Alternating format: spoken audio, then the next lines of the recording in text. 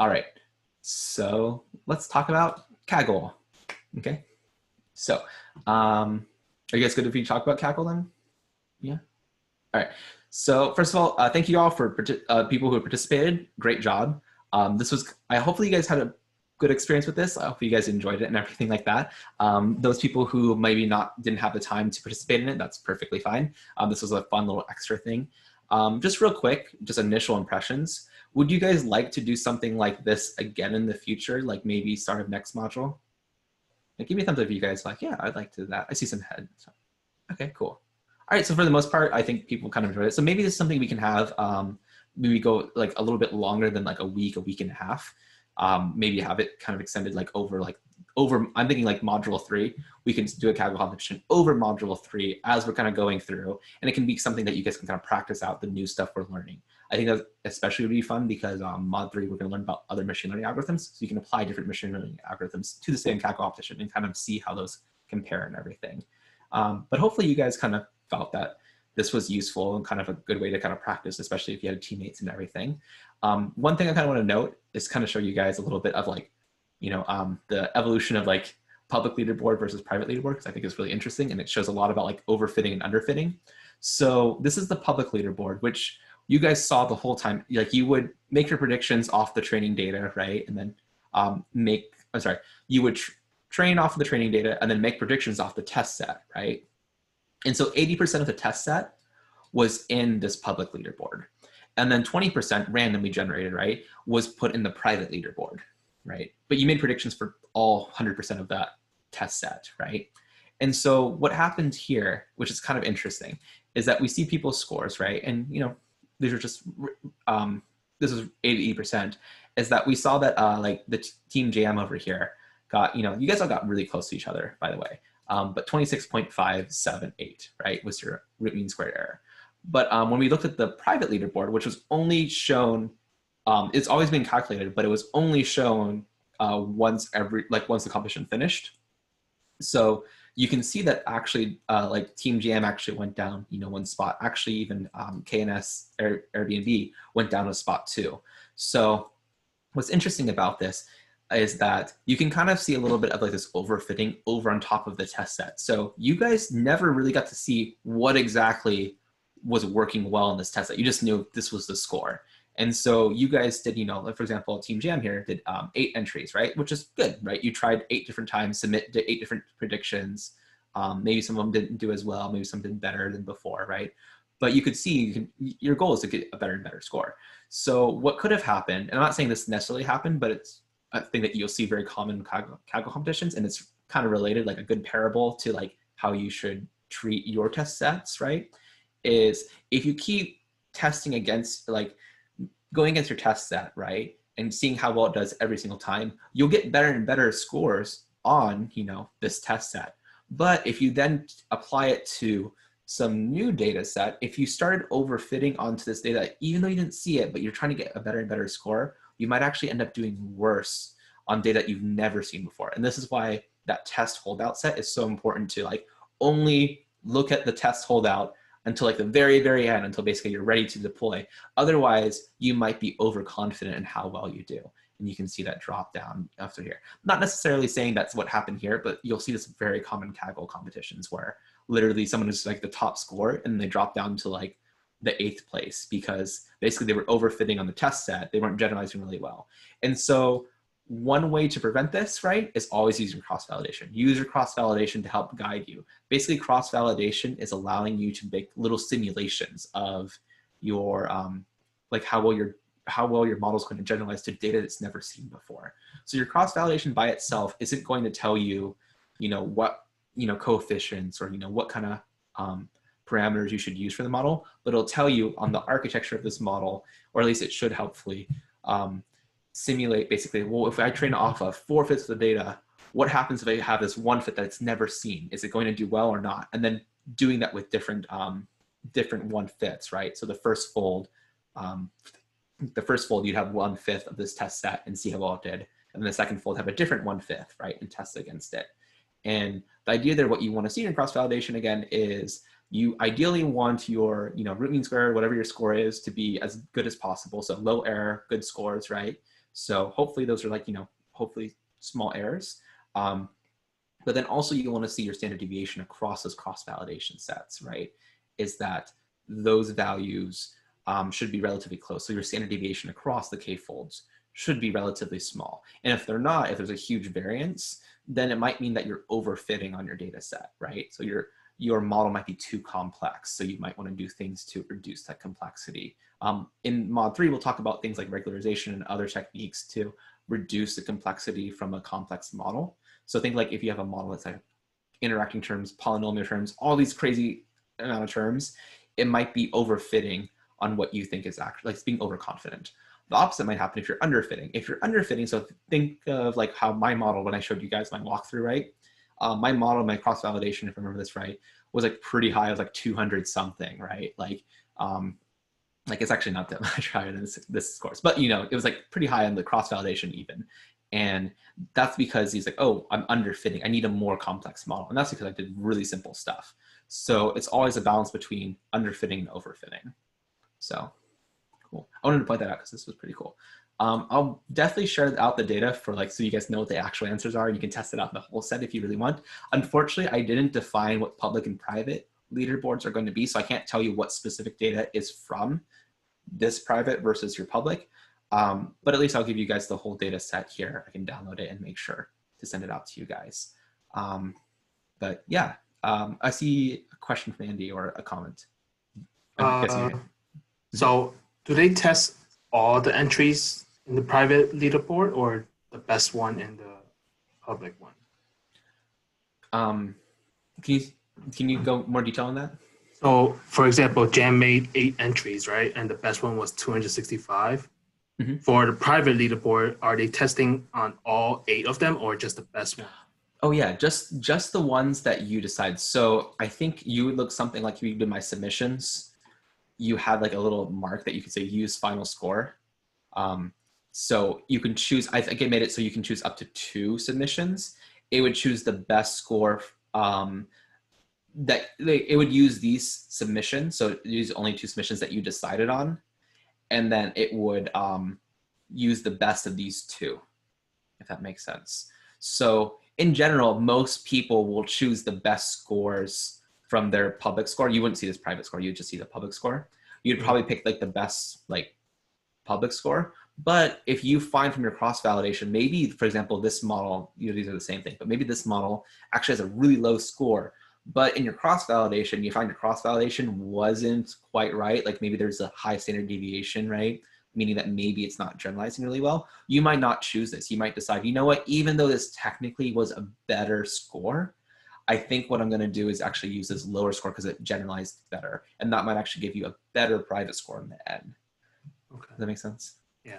What if we didn't check any? Because I'm pretty sure we didn't check any. I think by default, it uses whatever you submitted last. I could be wrong. Okay, cool. So you can definitely, if you go to my submissions, you should be able to see what ones you chose. Can you remove anything from there? Can I remove? Any of your submissions? Because what happened with me is my first 2 submissions crashed. They burned. Terrible. And I wanted to remove them, right? Those first 2, I didn't realize that my the number of observations or records returned had to be a certain amount. And since I had gotten rid of some rows, it kind of shortened it, right? So by this it took me to the second crash to realize what I was doing wrong, and then I submitted. But I guess those didn't count anyway.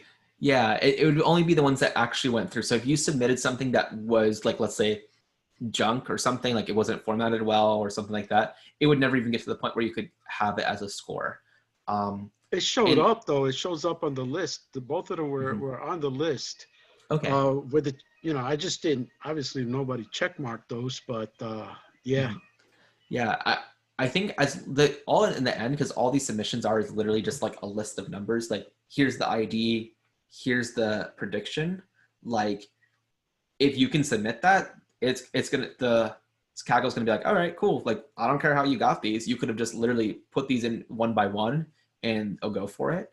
And then you can check it off. But in the end, it just depends which one you check off. Okay. So maybe if we do this again, like in the future, maybe we can kind of do a little bit like, it was hard for me to show because I'm like the host on this, so I couldn't really show this, but maybe we, for example, we can share someone's screen. We can walk through a little bit of like what options you can do and strategies and stuff. So yeah, cool. We're a little over time right now, but I want to give you guys a chance to be able to kind of talk a little bit about your experience and stuff like this. So I'm going to ask you, would you guys want to, we can kind of keep going for another like 15 minutes. I do have another study group I have to hop on in about half an hour, but I can definitely stick around for another 15 minutes for us to talk about stuff, or we can do it for Wednesday. So would you, any preference? Would you guys want to stick around for another 15 minutes to talk about it?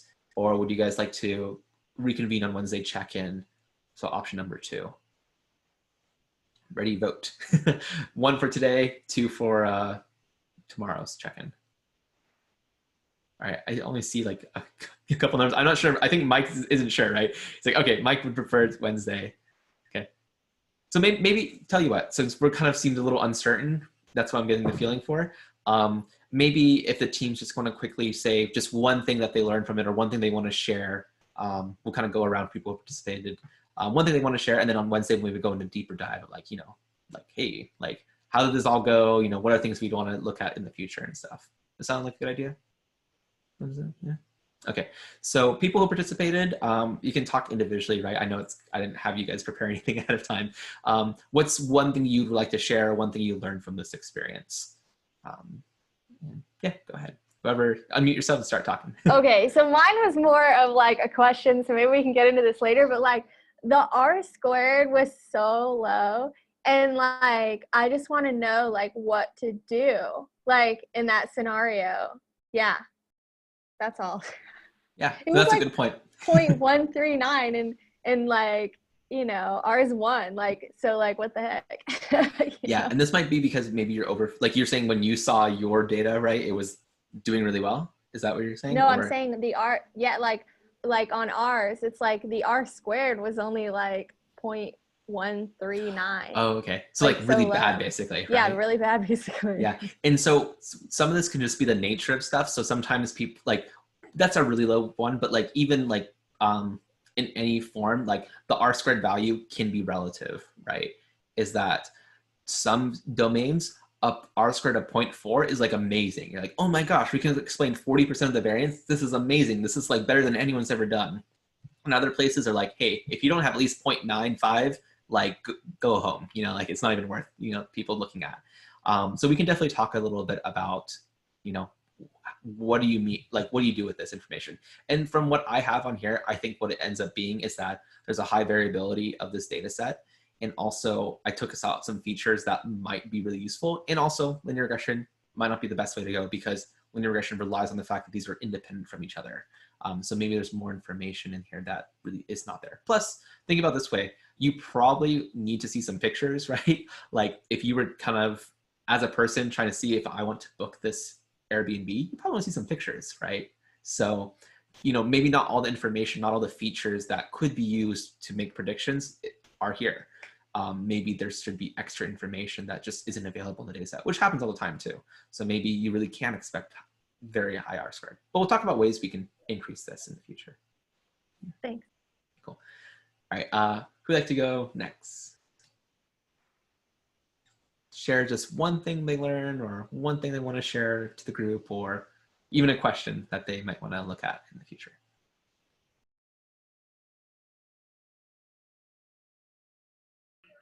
No, I mean, it was just good to interact with other people and do this, just share ideas. That was a nice thing, right? Just you get to know people a little bit more.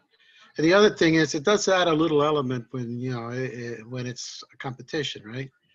So yeah, it was good. I'm just wondering when we're going to form a super group and go after a real Kaggle.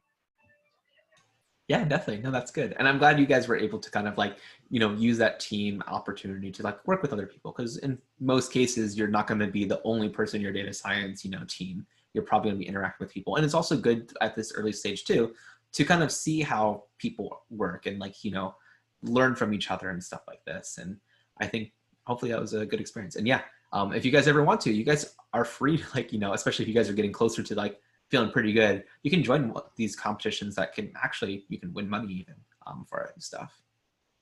Yeah, cool. All right. Anyone else like to share? And we have a few people still who have participated.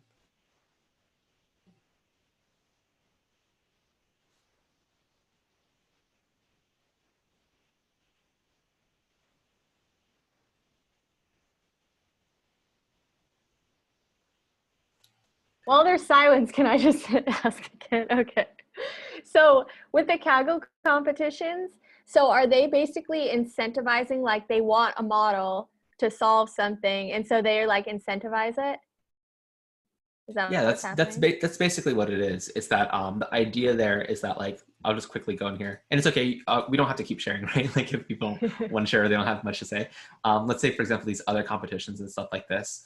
A lot of times, some are just for fun, like just to kind of like use it for recruiting. Essentially, it's like, hey, you know, like, you know, people look at, you know, how people are doing and stuff like this. For example, these ones like knowledge, and like sometimes you see kudos and stuff like that. They're just kind of like informational, being like, hey, let's just try to play things out and see how things go. But the ones that, especially for the money, are usually done, can actually be done by companies and stuff that have like, hey, we have a huge amount of data, and we would like to kind of see how can we make a model to use this data in, you know, to make predictions and stuff like this. Kaggle's also extended to beyond just making predictions, but also like, you know, they have kernel competitions where you can basically make notebooks or something interesting analysis of this. For example, you can see here March Madness, which obviously March Madness did not happen this year, but the analysis of this and stuff like this is separate from the actual predictions. And this is actually something that's like, hey, you know, what kind of analysis can we do from this? What kind of techniques can we build from it? So yeah, but the main thing you'll see is usually companies that will provide data, and people will basically provide ways to model this data, right? To make use of this model. And the idea is there is that you have people compete. And so the top winners, which would most likely be the ones that they'd be most interested in, they'll actually give money for that. So, yeah. And it probably costs them like way less than like hiring a team to do it. That's the other incentive too. Is that yeah, even Homeland Security has hosted competitions. Yes, definitely. Security and like I always say, like even beyond data science, security.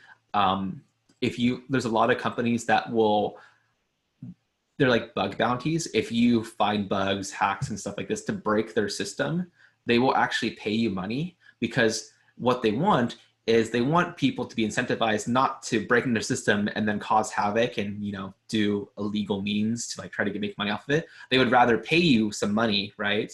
And incentivize it. Hey, tell us what you did wrong so we can fix it, so other people don't do it. So there's a lot of interesting parts. In fact, I would say is that in general, like especially like if you're as a consumer, you want to go with companies that have some kind of bug bounty, because it means that they're less likely to keep it for themselves, like some third-party actor keep this exploit for themselves, instead more incentivized to say, hey, here's this exploit. Also, the issue of this too is that there's literal people who like do this for a living who try to find exploits. This is kind of going away from data science, but it's useful now.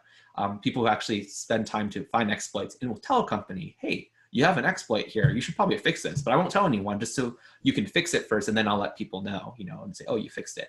And some companies, and this happens over and over again, they don't want it. They don't want to acknowledge that there's a bug. They want to exploit, even if someone who's really good, who's like, you know, you say white hat hackers, who like, hey, like this is something, I'm a good guy, like I'm letting you know, fix this problem, you know, and they don't fix it and stuff like that. And then you find out that like a few months later, they never fixed it. And then someone else found out this exploit, did some bad acting stuff, and usually it comes to light, it's like, hey, this was actually a known thing. Or the worst case kind of stuff, which is really bad, is that if a white hat, you know, basically says, hey, I found an exploit, you should fix it. Sometimes the company will try to sue them, saying, hey, like you try to break our system. And unfortunately, this is becoming more known as being like, hey, don't do those things. Instead, like, you know, take like people's like help and stuff like this. But you hear it every once in a while. Things like, I would say like the Equifax hack was probably a big one, where like, hey, like it was known and this was never fixed. Sometimes you'll hear this from Microsoft, Google, Apple, where they will try to fix something, and they actually offer bug bounties and stuff. But sometimes too, the company drags their feet, being like, "Oh, we'll fix it," and then the white hat person usually is like, "Okay, do I tell people about this exploit so that it forces the company to make changes, or do I just keep it secret and hope that no one else figures this out?" And the security, we can talk about it's a whole different field, but the security committee usually says after a certain point that's reasonable, you let people know, saying, "Hey, like, this is an exploit for, so-and-so's company. This is how you do," like, maybe not even say how to do it, but like, this exists, and that kind of puts pressure on that company to fix it. So most of the large companies now, though, are running bug bounties. Yes. So even Microsoft.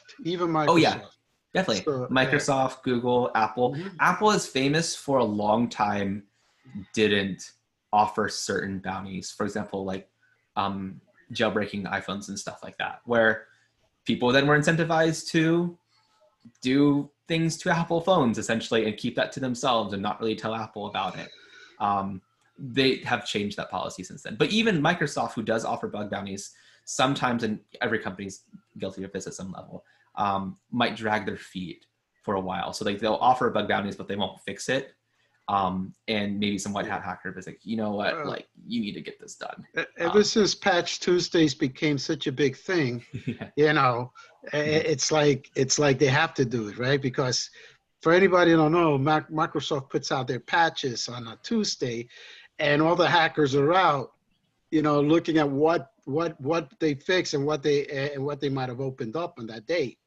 And so it's just another opportunity for them to find other bugs. Yeah, so it's an interesting world if you guys are curious. Obviously, it's a little different from data science, but that's kind of the feel for here too. It's like, it's cheaper for them to offer money to do this, finding a data, like, interesting parts, and hiring a data science just for this particular part. But those two worlds are merging real quick. Yes.